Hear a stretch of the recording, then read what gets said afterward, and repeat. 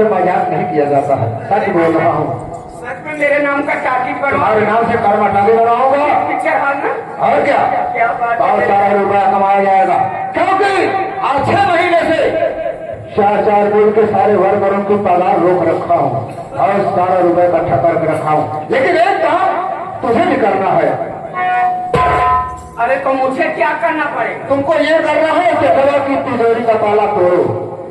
बहुत सारा रुपया इकट्ठा करके रखा है, बहुत सारा रुपया, और जितनी सारी जवाहरात है, सोना चांदी हीरा मोती जवाहरात सब एक पत्थर में बांधो, बैंक में बैठकर मेरे नाम माधवपुरा के मुझसे मैं तो जा रहा हूँ।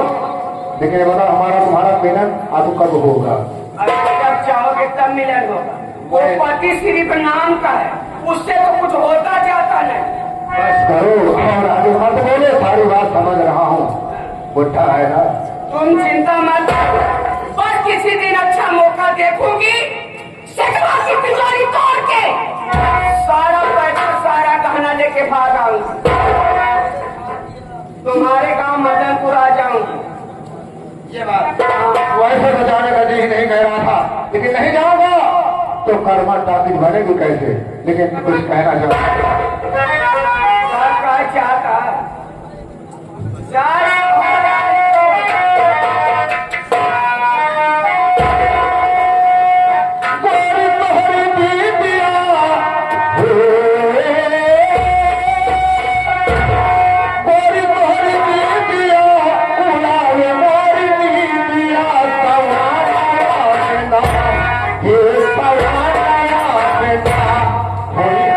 Yeah.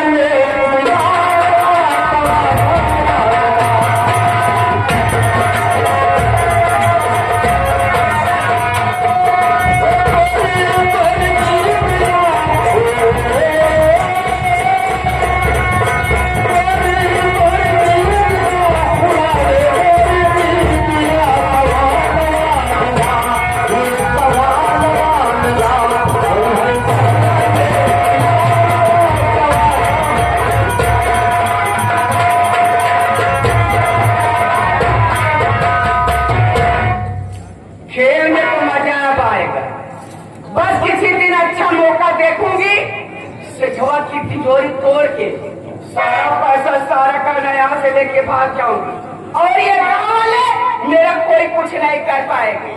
खेल में तो मजा अब आएगा।